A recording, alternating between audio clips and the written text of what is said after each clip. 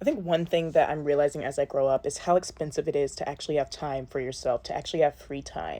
And as I've been having this thought and idea, I realize a lot of people can't be parents simply because they lack the time for it. We often talk about the financial aspect of having kids, but we really don't talk about how much time is taken up by raising another life. And like I said, time is something you often need to buy back.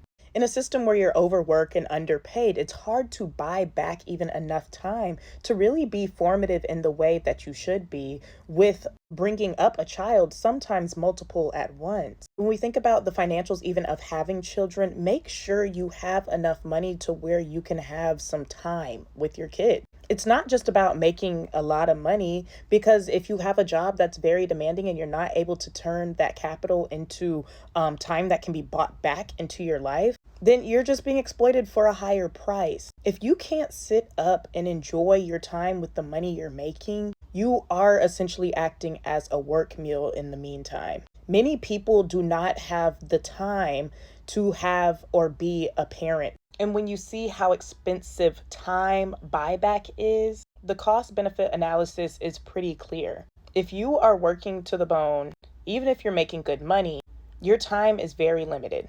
And many people do not have the time to be parents. And this is why a lot of parenting is so expensive, because when you don't have the time, now you have added costs that come into looking after the life you don't have time for. So now you have extra childcare expenses. You're paying for more activities. You might be paying friends of friends whose houses they stay over.